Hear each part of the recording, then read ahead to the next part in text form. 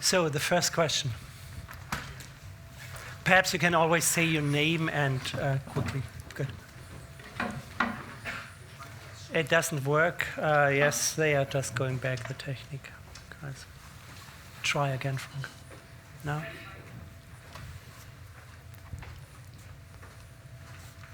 would be loud enough for the room, but not for the audience online, I guess. Is the microphone not working? And Can't we get it working? A colleague in front of me, of course, would be a torture. We try again. It works? Yes. Thank you very much. Yeah, it works. Yeah, thank you very much to all of you for the nice presentations. Laetitia, Frank Ulrich Fricke is my name. I'm coming from Germany as well, and I'm involved mainly in when it comes to quarreling about reimbursement prices. So my question to you, I would like to take that as a starting point because I think it's directed to all of you. Laetitia, you mentioned several times a success of the whole endeavor. Could you help me to understand what, from your perspective, would be the success? Anything in concrete? What would you consider a success of this whole endeavor? And I'm pretty sure if everybody would be asked that question, we would hear very different things. And I would be interested, where is the common ground? Thanks. Shall we take? Thank you for the. Yeah. I think one chair is coming. Does it work? Yeah, thank you. Thank you. Yeah, thank you for the question. Yeah, for me, the success will be that this process will show a common ground when we want to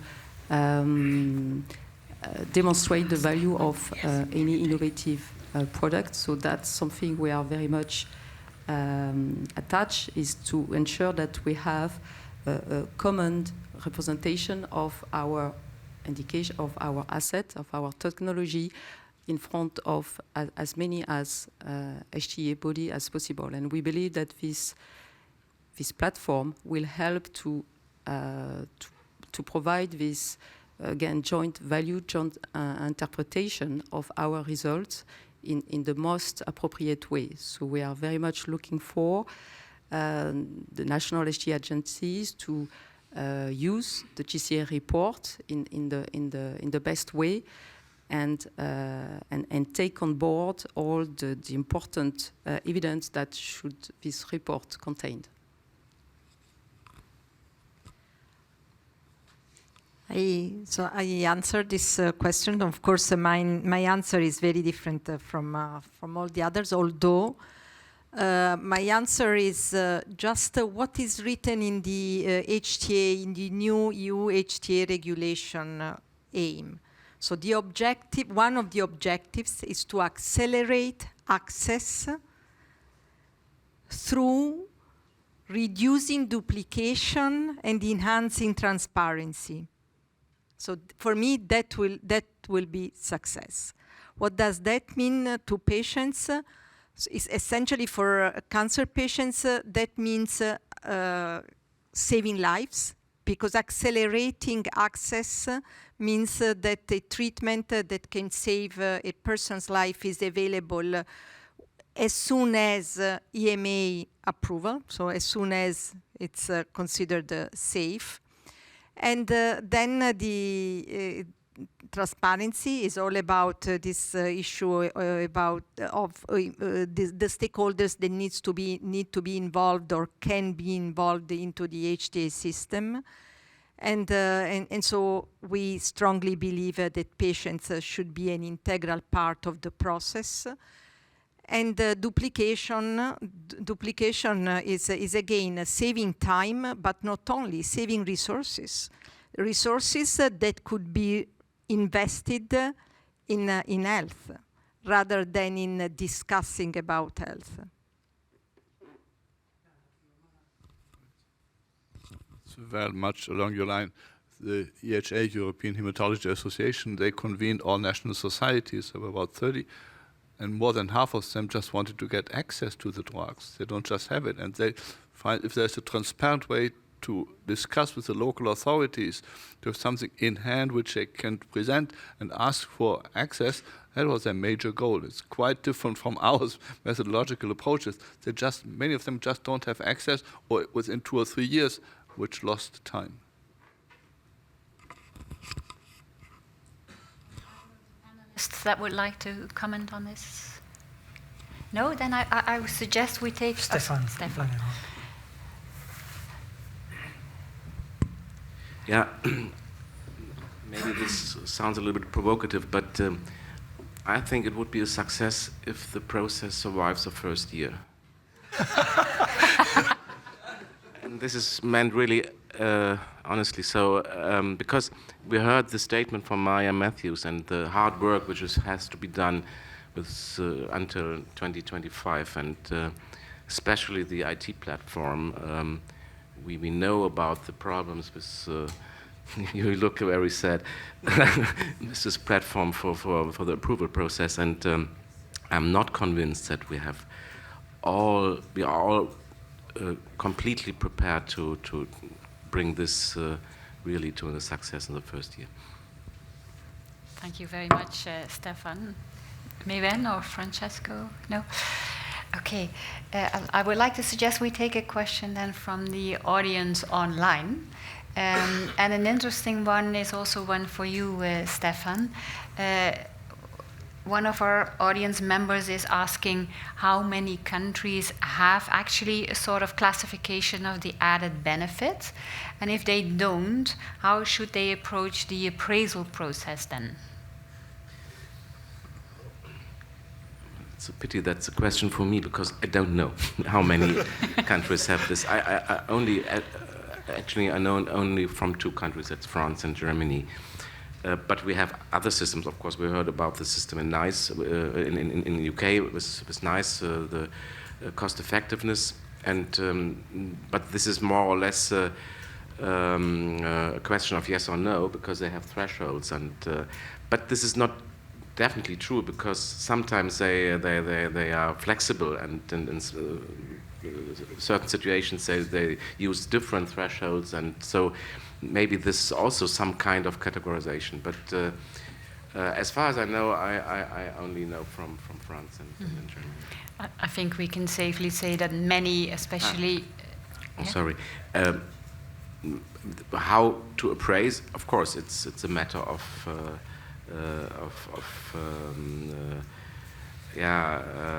value judgments, and how to balance eventual positive effects, eventual negative effects. I'm not so convinced about your concept of if only one patient think that the drug is worthwhile, that it's a positive benefit-risk ratio. Maybe I didn't understand it correctly, but this can't be, or only one. But this wasn't my question. Let's Francesco, do you want to comment? Sure. Well, we can have a discussion on 1 or 2 or 10 or 1 million, but the interesting thing would be, how would we frame that discussion?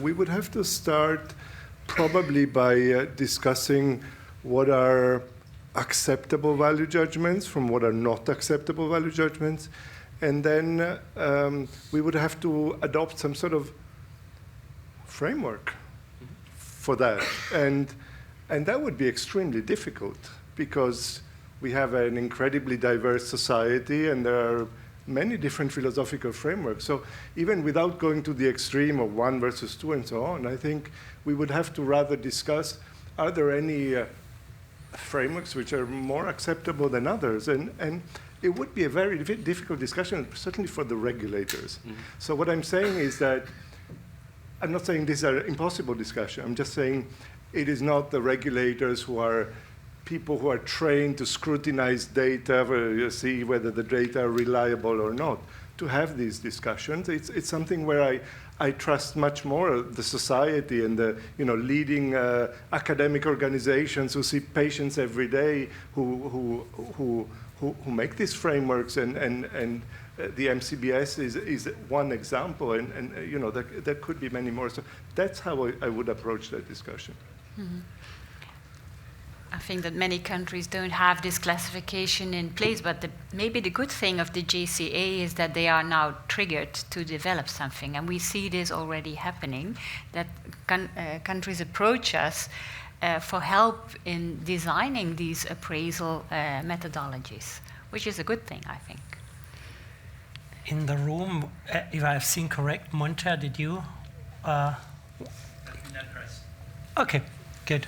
I do have a question. Yes. Sorry, I'm supposed to help with the mic, but I actually have a question that I would like to ask. My name is Maria João Garcia, and I work for Roche.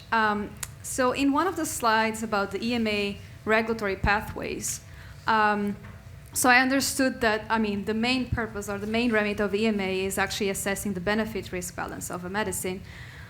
But at some point in the decision framework, there is something around major therapeutic advantage.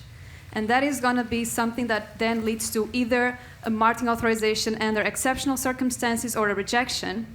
So my question is, where does actually the EMA remit stops and the HTA starts, EU HTA starts? So maybe I'm already prompting some of the discussions for tomorrow in one of the breakouts, but I would like to ask this question, and also like, what are the synergies, if any, at all? Francesco, do you want to start? I mean, I'd have to rephrase quite a lot of what you said. I think, at the risk of oversimplifying, I would say the requirement of a positive benefit risk is critical in the regulatory decision, and some regulatory decisions require something additional, which is the major therapeutic advantage. And that is, again, a value judgment. And again, you have to have you can restart the same discussion. How do you go about doing that?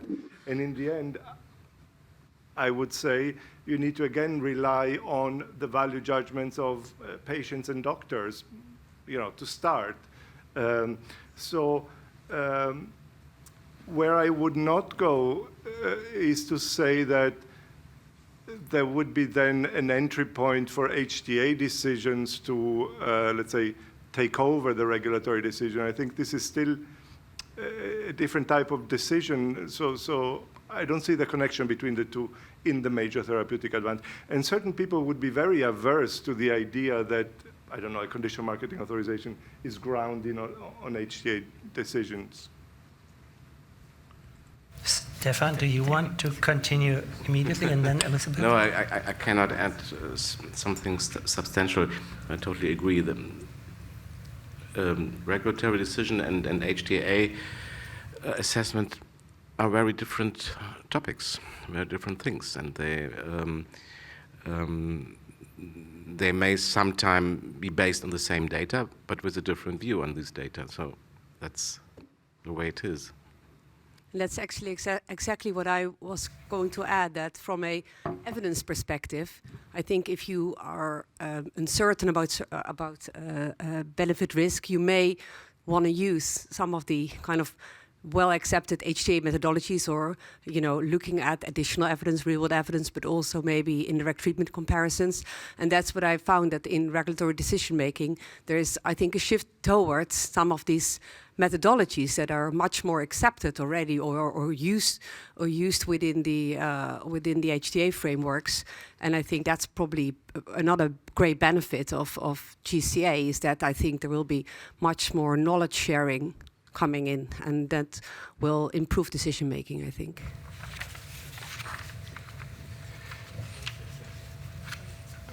I can just take the opportunity also to comment on Sorry, yes, my name is Sigrid Klar. I'm from the NDA group. I used to be both a regulator and an HTA assessor. And I worked with Francesco for 9 years in the Oncology Working Party. I just very briefly, a connection does exist in the form of the major therapeutic advantage of this conditional marketing authorization process is a relative assessment, unlike the benefit risk assessment, which is an absolute assessment. So that's the connection. If you want to see a connection, it's the relative assessment of effectiveness and safety. So, yeah. There was Monter first, I think. I have a question about the PCOS being defined while the regulatory process is still ongoing. Does it mean that we have enough certainty about the indication, the population, etc., so that we can define a PCOS, and therefore why the regulatory process takes so much time if we are almost sure about what is going to be the outcome, or we don't know what is going to be the outcome, and we just gamble that it's going to match, and if it doesn't match, let's see what we do. What is the situation here? We know enough, or we don't know enough, and if we know enough, why continuing the process? And if you don't know enough, how are we securing that the PCOS is valid a few months later? Maybe a question for Laetitia or Elisabeth? Go ahead. While I was listening to you, I almost got the impression that you have the feeling that this clinical assessment is going to make the final decisions in the countries. I mean, there are other aspects, costs, just to name it. And at the same time, we have this enormous number of new cancer medicines, where we know that a few years later, they regularly turn out to be not of any value, while brilliant other drugs for other indications, diseases you may get as well if you have cancer, or here all sitting, we want to give that to everybody in Europe as well. So trying to really make good judgments will be important to be perceived relevant by the countries, I think. And if it's done very well, it will be better adapted, because the countries will have to deal not only with cancer, but also with medication for obesity, for Alzheimer's disease, name it. And there are a lot of people there that can benefit of treatment if these drugs are meaningful. So maybe I make the problem too big, but there are reasons to be critical about the cancer medicines. And that has to be performed very well, because the patients that need it and where it's beneficial, they should get it. Thank you, Elisabeth. Can I briefly pick up on the PICO discussion? Because we have seen numerous simulations also from consultancy companies of the number of PICOs quickly exploding once we add the number of comparators, the number of outcomes. We have seen examples of dozens of PICOs for one particular question, one particular new drugs. Shouldn't we somehow decide on weighting the PICOs, maybe by the number of citizens that can be served, with a good answer to that research question? I mean, does every PICO have the same weight, every request from every country, no matter the number of citizens? It's a very fundamental question, huh? But it's not on the table. So I would be curious to know from the panel how they think about this.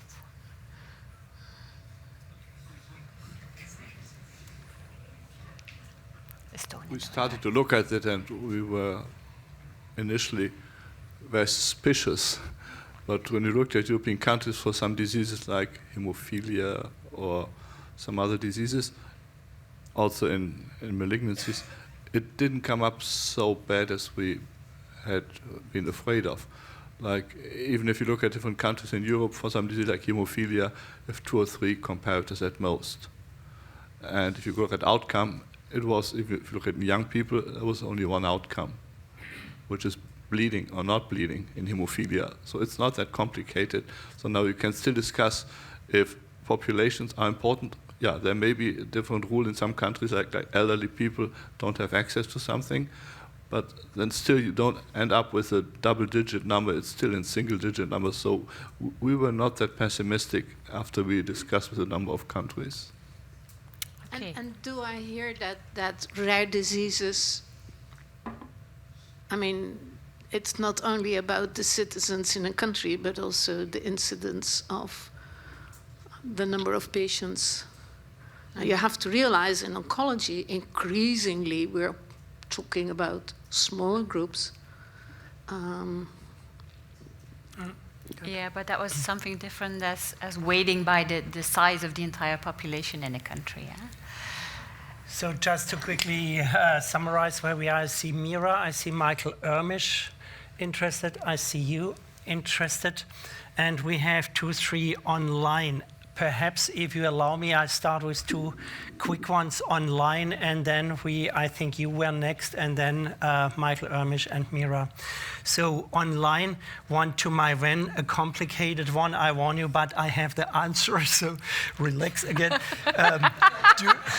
Do you know what the benefit assessment of pemigatinib was in Germany? So how should you know? So I looked into it because I was able to see this one. They were orphan designation, and they didn't have a comparative group, so they did get a non-quantifiable additional benefit, and the indirect comparison was not accepted for reasons of, let's say, heterogeneity of the 2 populations. But I don't know if you want to add any additional comment to this one, because, no, Maiwenn, take the mic if you want. You don't have to put it on. Just, yeah. Okay. Well, basically, I have nothing to add because I don't know the German situation. But it's clear indeed that heterogeneity was very large, as was also described by NICE. In the UK, there is no option to say we reject the indirect evidence. They must make an assessment, they must make a decision,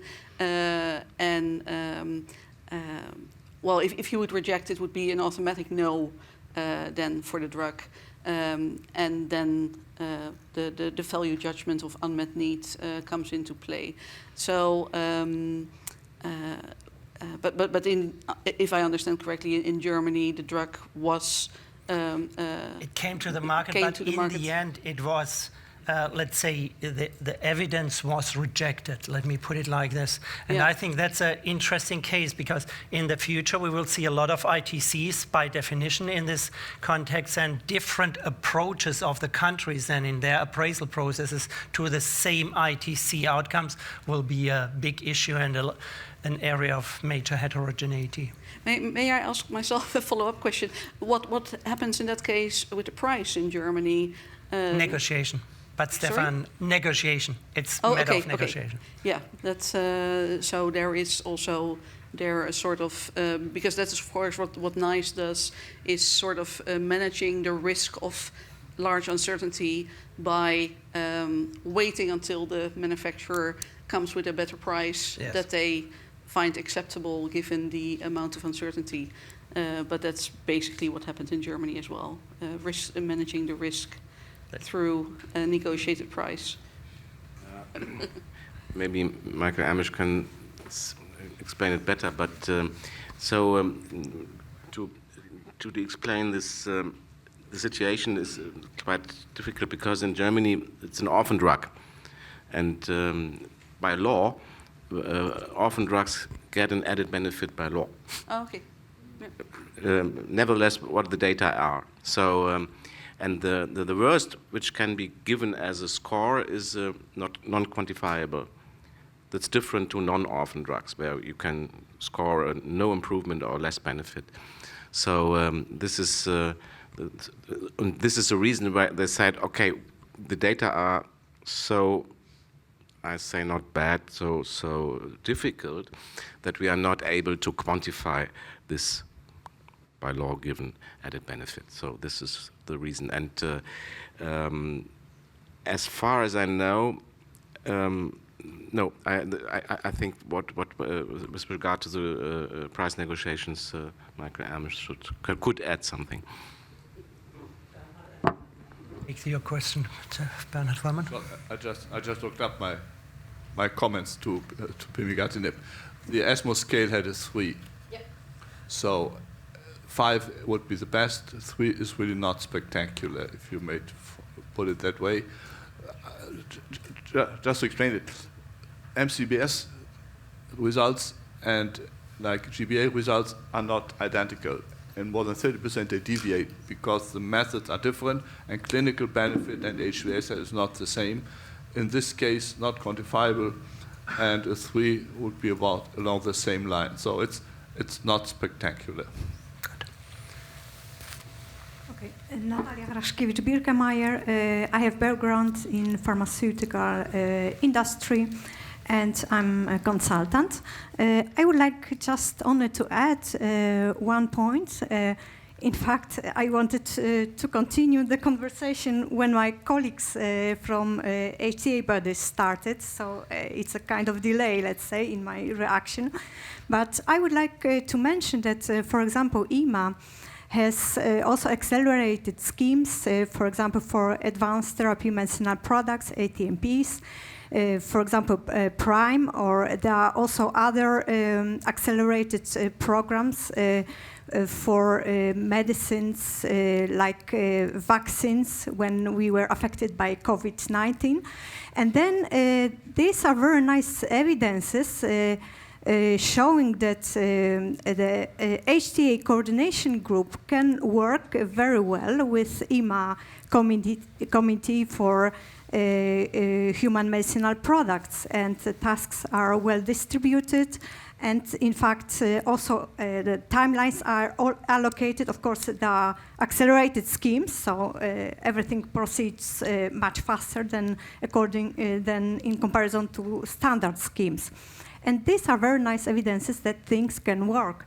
So in fact, this is my response to somehow very sarcastic comments. And I think that we should also, look positively, because we want to progress, right? So we have to see where we stand, and then from this point move on and try to diminish barriers, discuss it together, and then move step by step. Thank you. This was a comment rather than a question. So I think Mira and then Michael Ermisch, however you... Michael, please start, yes, and then Mira. Will it? It works. Well, the aforementioned Michael Ermisch from GKV Spitzmann in Germany. I don't know whether I should really comment on our price negotiations. It's complicated, to say, at least in Pignatti and in other cases too. What I wanted to ask is more, we heard about the fear of a plethora of PICOs coming out of the process, and on the other hand, we know that the data set will be limited. If we have one phase 3 trial, we will be happy. If we have 2, we will be more than happy. So usually we've got one trial, and we will see what to do with that. And that brings me to your slide with the heroic methods. These are the ones who will make it complicated for the manufacturer to fill in the dossier if he needs to apply heroic measures. And I would like to ask, do you really think that we need those heroic measures? I mean, did NICE get anything out of this process of this mic besides saying, well, it's not really valid, it's heterogeneous, we cannot really use it, and then in the end, the decision has to be made without any basis. So wouldn't it be better for us if we just allowed manufacturers to say, well, this is beyond any rational measure to go on with our data. We cannot fill this PICO. We cannot do anything that will have any worth, and then see how health systems react on that and do it?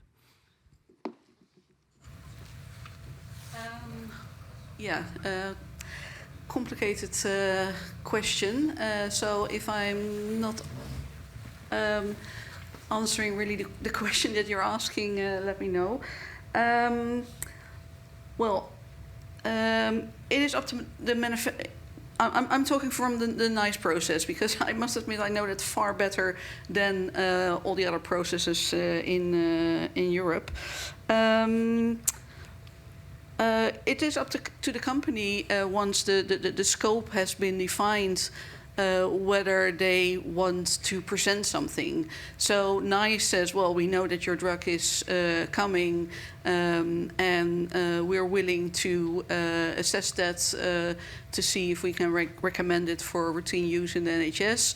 And they start developing a scope together with a large number of stakeholders in the UK, among which also pharmaceutical companies.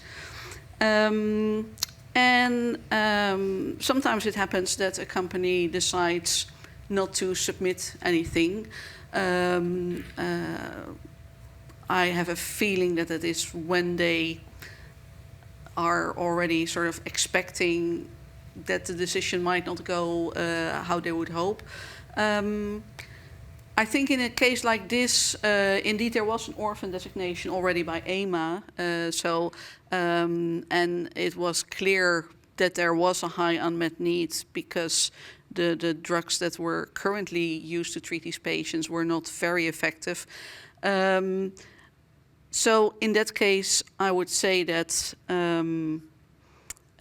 you know that the data will be a single arm study, but you still think you have a strong case because there was a good amount of response, comparative evidence will be difficult. But okay, so the real size of the effect is very uncertain, but I don't think there were many people back then, and I also look at myself and my fellow researchers who were looking at this dossier. We were all highly critical indeed of the amount of uncertainty. So according to the very rigorous scientific standards, you would be inclined to say, hey, you should say no, because there really is not enough evidence. But being more pragmatic and, as I call it always, a bit eyeballing it, looking through your lashes and saying, well, it looks like there is really something going on here. And I agree that that is not really a very fixed scientific standard. But I think if you as doctors, as patients, as committee members, as researchers, have sort of a feeling, well, we cannot really quantify it and it is uncertain, but it's really hard to say, well, we cannot say that there's really any effect. So, and then of course, what comes into play is that the first time around, I said no. And at that point, and that happens often, and that is always a trigger for the company to start delving deeper. What kind of additional evidence can we find? Later data cuts, studies that they didn't really appreciate. Real-world data can come into play. It is also a challenge then to the company to think harder about it and see what kind of secondary evidence can we provide. And like I said earlier, then of course there is the issue of the price, that by having very fixed thresholds, I've been in meetings where it was said, well, the ICER is very far below the threshold, and the committee still said no, because we don't believe that the evidence is not very strong. And then the chair asked, well, is there anything the company could do to make this into a yes? And we health economists said, well, lower the price even further. And if you're far enough below that threshold, then there's hardly any financial risk, as long as the drug doesn't harm the patient, but is of equal effectiveness. Then there is not a real strong issue against allowing it. Maiwenn? Yeah. I want to add, because for me the big question is, could the company have done more upfront? And I think in this case, it's for me an absolute yes, because they could have anticipated this to be a relevant comparator. They could have done real-world evidence in the population getting the standard chemotherapy and do a prospective assessment of this mutation that they had, yes or no. And they could have understood in advance what the response rate is of the chemotherapy drug in their specific population.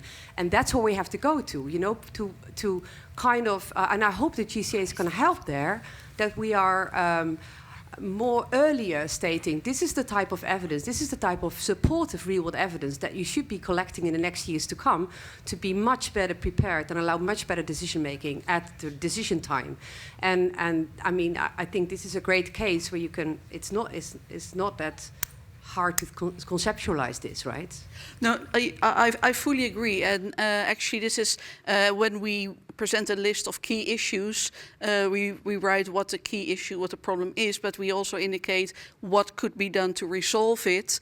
And very often we have behind the scenes feel like, why didn't they anticipate this and indeed start looking into alternative data sources?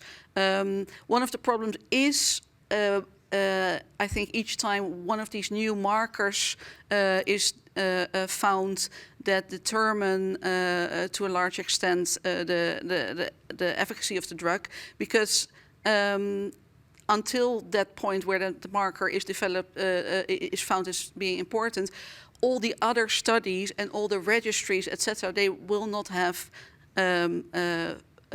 measured it. So I think that is a serious problem for companies if they are the first to recognize that, hey, we should only treat patients with this whole new marker.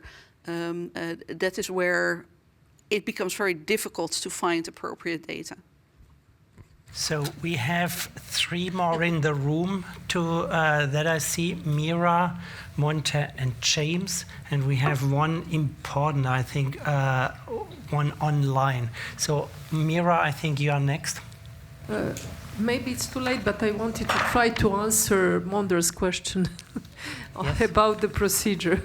Because what we discussed is that picoscoping should be done not too early, not too late.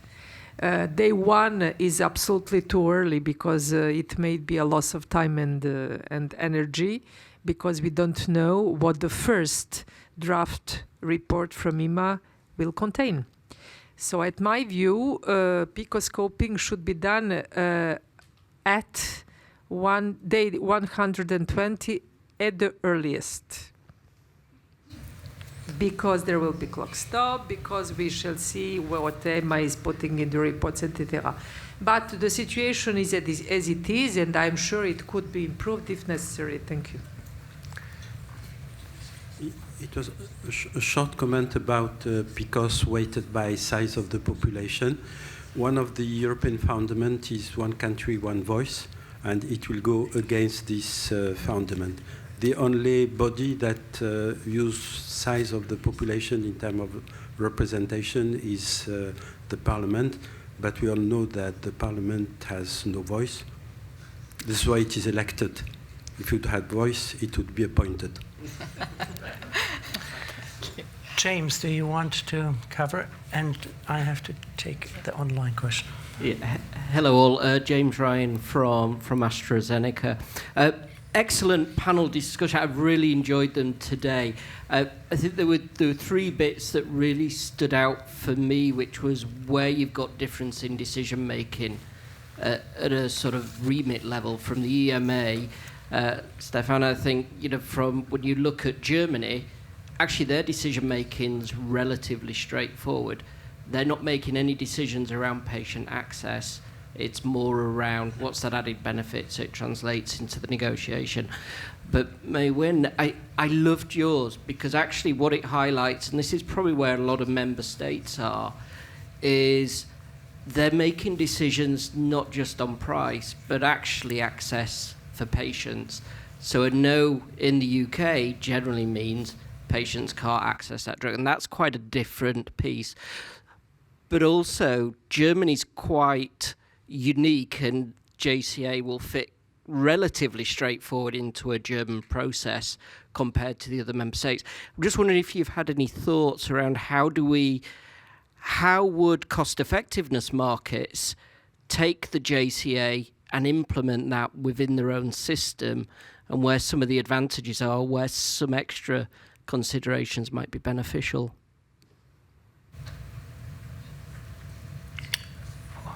Anybody who yes? How will cost-effectiveness markets approach this one? How will they take on the JCA and what role will it play? Anybody happy to comment? Michael?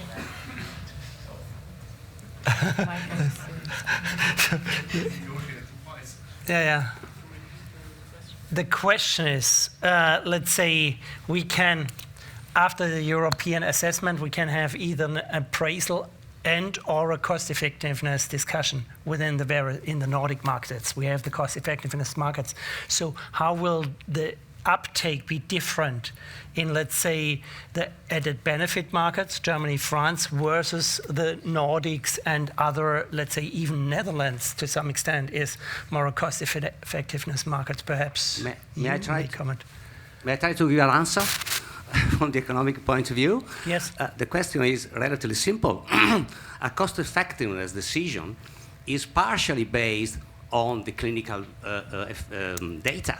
So we may have JCA, we may have the standard clinical trials assessment, but at the end, what matters is a model. And as you know, in the majority of cases, there is a lot of data that are not available, that must be simulated with some mathematical models and so, because we will need a lifetime cost-effectiveness model. So the difference is crucial. So honestly, I think that the utility of JCA will be quite important from the no cost-effectiveness countries rather than for a cost-effectiveness country, because the utilization is strongly different. That's what I think. That's why the nice the nice example is not particularly useful for GCA, I think. Yeah. This was Stefano Capri. Okay, Stefano Capri from Italian University. Okay. Good. The other question I quickly wanted to, we need to dive into this, Elisabeth. This goes to you, partially also to Bernhard Wörmann. Let's say the MCBS 2.0. The question is, to what extent does it include the HTA framework? So does it include, let's say, various comparators, I guess? Does it time adjust to be earlier on available? Also, how does it communicate with the HTA requirements? So the scale will be made available in this virtual tool online, so people can put their own data from their own studies in it. But what ESMO does, it always scores in one trial. So it does not accommodate different comparators. It's just analyzing that trial. And in terms of the timing, the other challenge, my understanding also from the Barcelona discussion was, let's say, ESMO MCBS does occur after the European but that's exactly the reason why we made this tool online available very soon.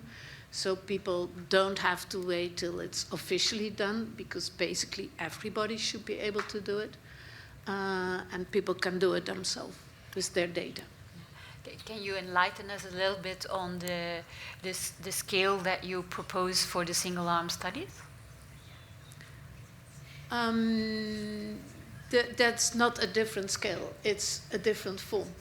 Different cutoffs. And yeah, so the idea behind it is that there has to be a good reason for a single-arm study, so that you're talking about rare populations. And in general, it means, and that was also the case for your study, so to say, is that the data are based on the response rate. That's not a very, very ideal endpoint for a study, but that's where we have to deal now with. And progression-free survival as well, but you have no comparator. Mm-hmm. But maybe for a single-arm study, it is an ideal outcome if you can safely assume that people will not respond without any treatment. Yeah, that's the point that that kind of was data making. are available, it's much easier. So that's what's allowed for these single-arm studies as well, to consider that kind of data. Now, it's interesting, in the new version of the scale, there will be also single-arm studies in the curative setting, and there are situations where patients died before, and now they seem to be cured. And then it's like, for example, in part of the CAR T cell setting. And then it's very difficult whether you can still do randomized studies. That's the changing luxury in oncology right now. Yeah. Yeah, Frank-Ulrich Fricke from Germany. I'm still obsessed with the question: how do we measure the success of the whole endeavor? When I think of Antonella, you mentioned that improving access across Europe. If I think of access times across Europe, and I think the FPIA has a standard chart on that, it's, let's say, heterogeneous, to say the least. Now, when it comes to measuring that improvement, how do you do it? The average time reduction to market for these products, population weighted or not? How would you go about that? I can think of populations in Europe where the access to the product might even be delayed due to the process. So I would be interested in thinking about how do we measure the success of the whole endeavor as another angle to the technical discussions we are currently leading, increasing uncertainty and so on. That's all important. But finally, from my point of view, of at least the same importance would be the discussion on what will be the success, how do we measure that? And Stefan Lange said, if the procedure survives the first year, yes, after the first year, I would like to have a discussion on did we improve access to these medications for patients? Thanks. Again, this was a comment rather than a question, but if there's any comments back. Then Ruben Casado.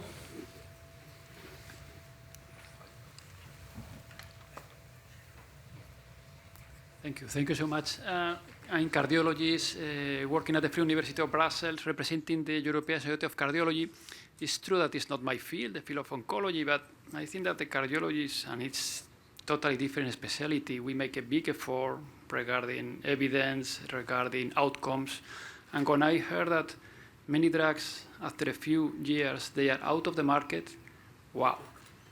And the money that the country have paid for that is, for me, is amazing. And I would like to ask the presenters, what do you think about risk sharing?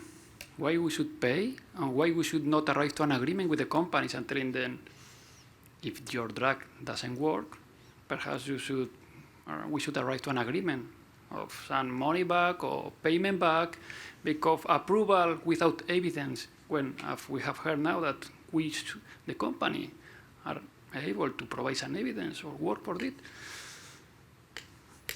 It's not. I don't feel comfortable, to be honest with that. Thank you.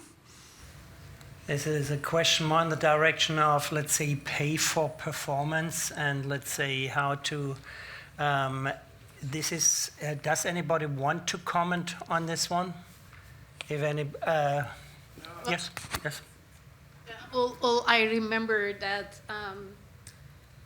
There has been a sarcoma drug that became available, and then there were mature data from a randomized study, and then it lost its impact. And I remember at the ASCO meeting that study was presented, and a medical oncologist from the Netherlands calculated how much the company had earned. And that was a lot of money. I think this is an ethical question.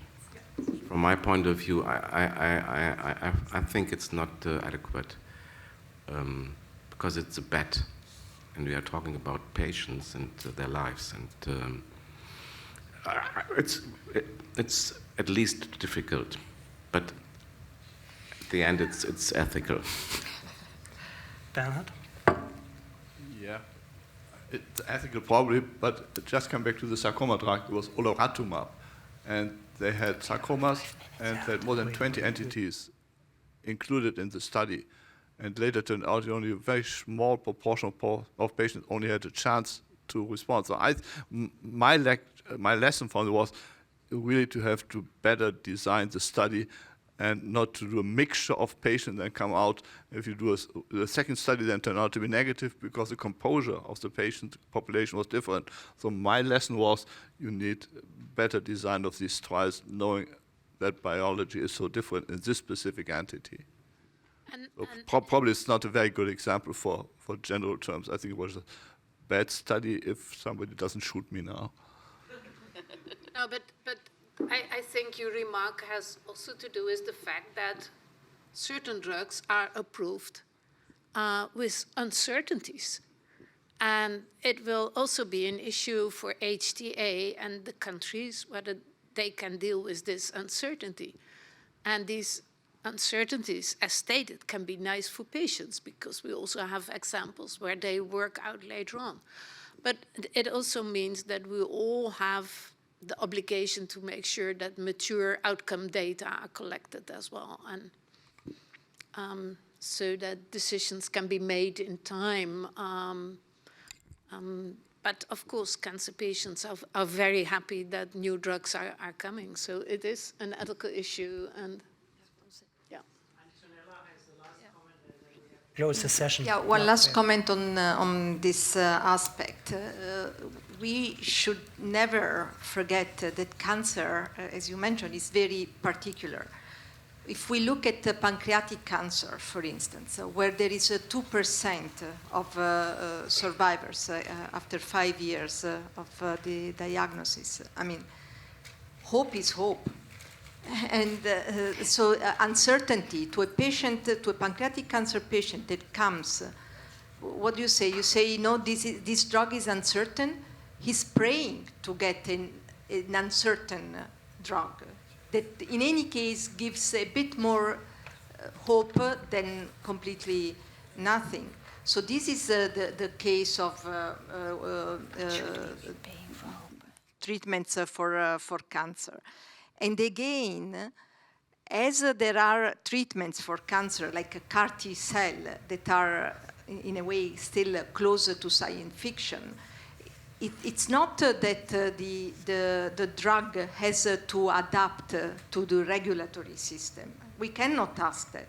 It's the regulatory system or framework that has to adapt to the innovation and trying to accommodate this uncertainty, to accommodate the fact that randomized clinical trials are impossible. So this is something that must be taken into consideration, especially for cancer. Thanks very much to all the panelists.